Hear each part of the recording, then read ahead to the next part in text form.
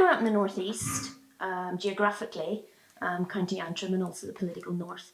And I would have known the smell of turf burning, but I wouldn't have had any real close connection to it. You know, it was something you would have bought in the winter. I think what was interesting, and I think this is worth saying, one of the areas that I grew up in, Isla McGee, is like a peninsula, and it's often known as the island. And on the island, there was this kind of sense of, oh, they're all a bit witchy, or they're all a bit like bog trotters. So kind of like, lower level, kind of. So it was always interesting to me, that association with the bog that wasn't particularly positive, even though everyone would buy it in as a positive thing to keep warm in the winter, which is part of our survival.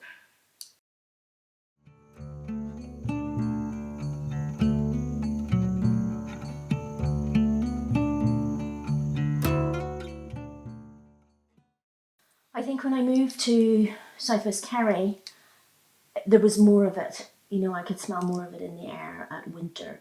And you know, you're walking through the streets, it's cold, and you smell it, and it kind of automatically warms you inside. You know, there's a real comfort trigger, I think, with it. That may be the connection to the heat, and it's just a lovely smell. Everybody loves it. But it could also be on a very primal level, where if you're warm, you're comfortable, you're secure, you're safe. So it could be kind of triggering something like that. So when I first came here, we did actually do like a little trip with some colleagues. We went out to the bog and, you know, connected much more with people who have turf rights and, you know, have a bog and would have gone down to it.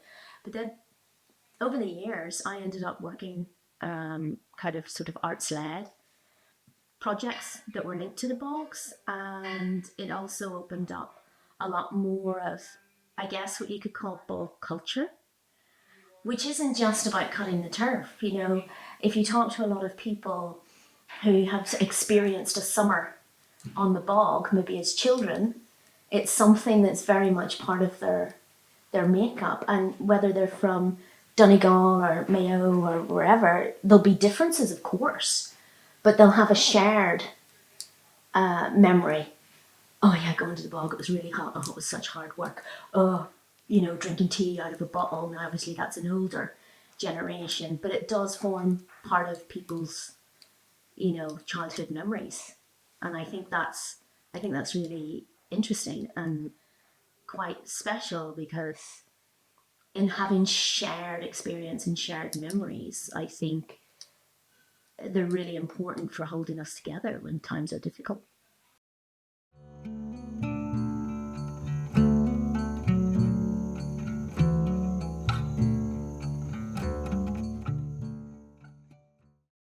I think it's very difficult. At the moment, you know, people are still cutting and still burning, and it's very easy for, say, a city person or a politician to be pointing the finger. But from my perspective, there's a piece where it's not maybe the ton of turf that one individual might burn, and I know we can talk about when you scale that up, that could be quite a lot of carbon. But meanwhile, corporates and fossil fuel companies are probably, you know, more responsible than a family in Southwest Kerry. And I think a lot of people who do have rights and do burn turf, you know, it's not just because they like the smell. You know, it's an economic necessity.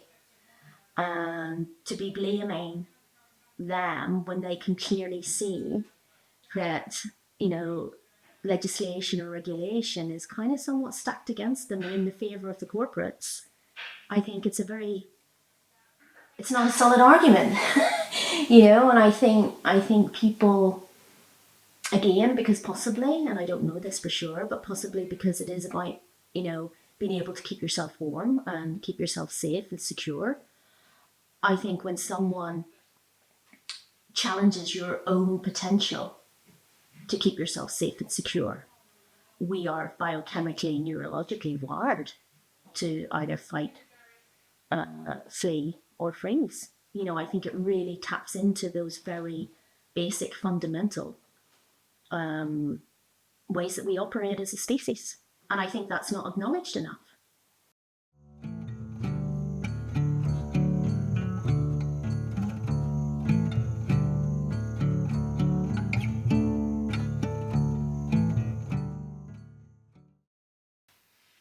Well, I think when you have had a culture that's been subjugated for 800 years plus, you have to take that into consideration.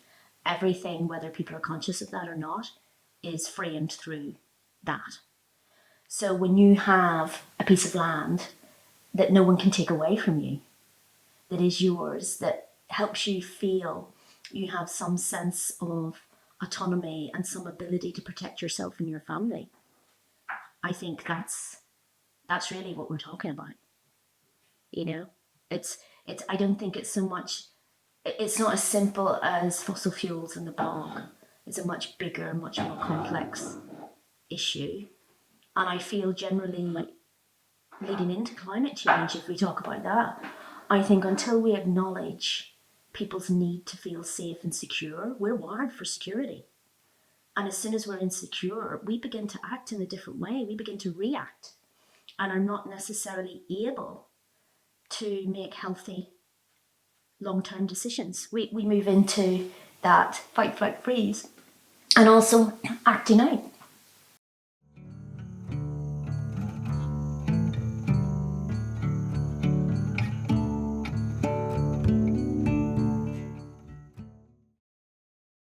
I think I come from a place-focused way of working. And one of the things that I think doesn't happen enough is what I would call place listening. There's not enough listening to people's fears. There's not enough listening to their concerns. And when it is listened to, it's at a very high level. There's no real deep engagement with the complexity of the emotions or the feelings that are driving possibly the attitudes. And I think until we as a species, it's not just about Ireland, until we as a species begin to recognise that that is our fundamental operating system, and we begin to look at, through care and compassion and understanding, I think the changes that we have the potential to make could be quite limited.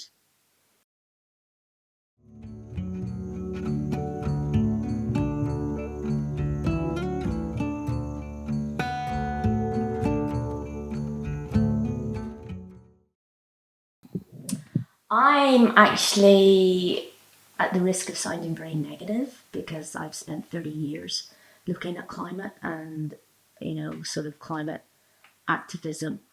I would spend most of my time focusing on the grief, the loss, and emotional adaptation for what's coming. Because I think out of that, if we dealt with that, then other actually more practical solutions would be much easier to transition towards.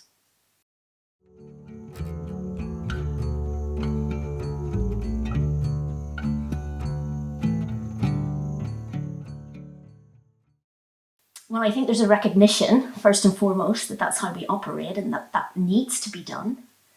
And then I think it's actually bringing together networks of care and compassion to really begin to look at the reality of what's happening, help people understand what's happening and the impact, and then help them have the resilience to kind of face those challenges. And that's people more well able than I am. I think we're really looking at some very deep transformative change is needed on a psychological and emotional level. And that doesn't mean it happens. I don't see it as an either or. It's not, we have to do that and then we do the practical. I think they have to be in combination. And I think people have to feel they have agency rather than being told you have to do this or you have to do that.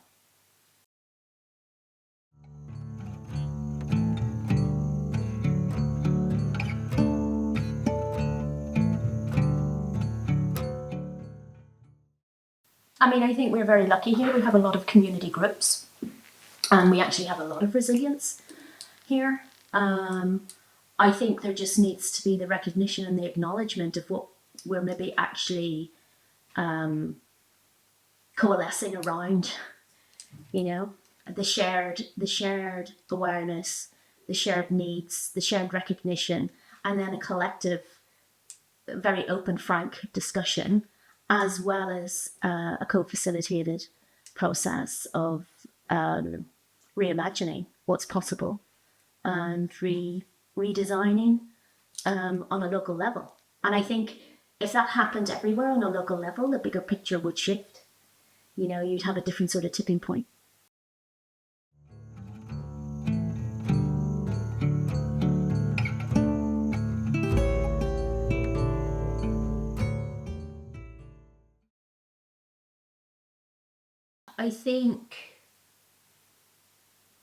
I think without anything put in trace, I'm not sure, how do you police that?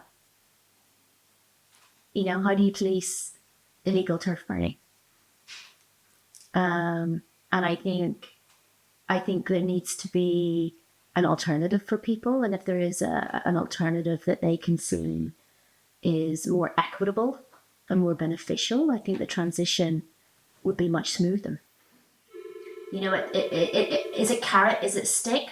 I don't think it's that bipolar. I think it's somewhere between the two, and I think it has to happen from the inside out rather than top down or bottom up.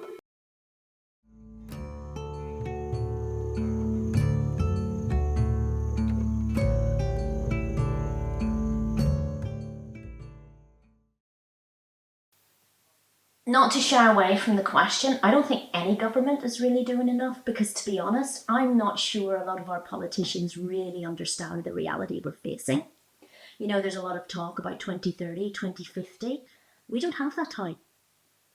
You know, even if we were at zero carbon tomorrow, it's not going to reduce the emissions in the way that we need to. You know, so it's not that I don't want to say, oh, the Irish government or this, that, or the other. I actually don't think the majority of people in positions of power really understand the situation.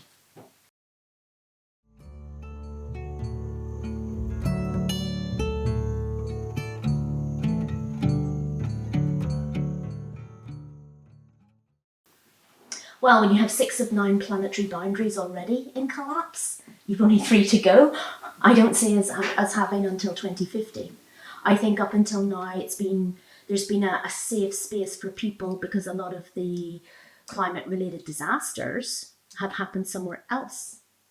You know, it's over there, or we don't have that, you know, that sort of climate, or we're not in that position. But I think just recently with the floods in Valencia, it's coming closer. It's like people are being able to see themselves somewhat represented. You know, it's people like us in towns and villages and cities like ours in the Northern Hemisphere, in the global North. And I think that hasn't really, it's not that it hasn't happened before, it just hasn't really been reported.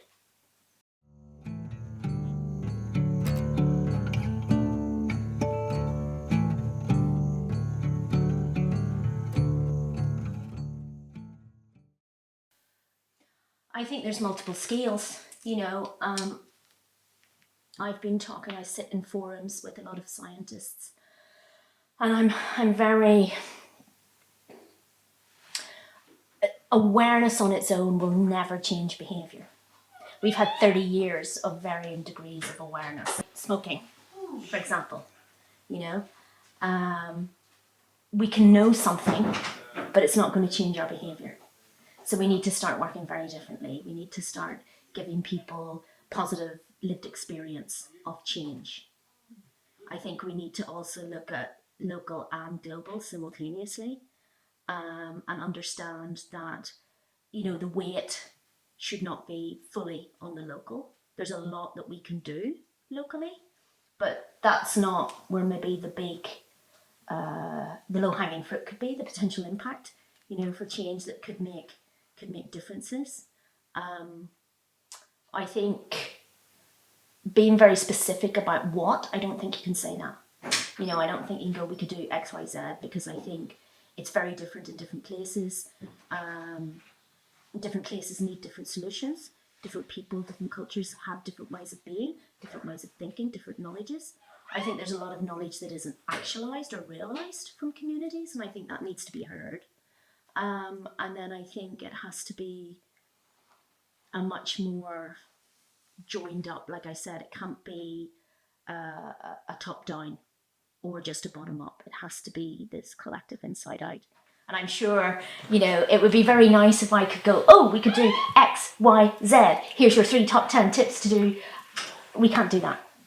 I think we have to, once we acknowledge the proximity of the threat and the impact that could have, I think then there's going to be a lot more. I've been in a state of emergency twice. And one of the times I saw really up front how quickly a system collapses. Like there's hidden systems. And if I give you some examples, so where we were was going down to minus 27 degrees that weekend. The gas was cut off because there was a problem with the pipe. So everyone started using electric, so they blew the local grid. And then the water froze. So within 2.5 hours, there was no electric, and there was no water, and there was no heat.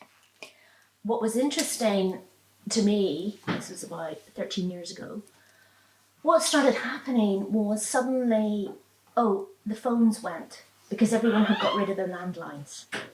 And once you had no electric and you couldn't charge your phone, you didn't have a lot of communication. You went to the bank, you couldn't withdraw money because the cash points were down. You went to a shop, they couldn't take because their tills were down. You couldn't buy food even if you had money.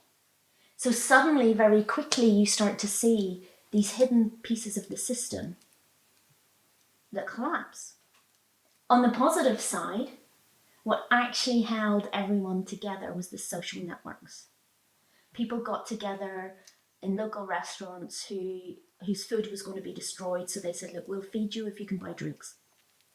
So people started gathering and people started problem solving collectively. So that it was really good to see. To get that started beforehand time. Absolutely. And this is what I was talking about, the networks of care and compassion. Just underneath our busy, hectic lives is a social infrastructure that is very human, that we actually have there, and it would be building the resilience in those networks.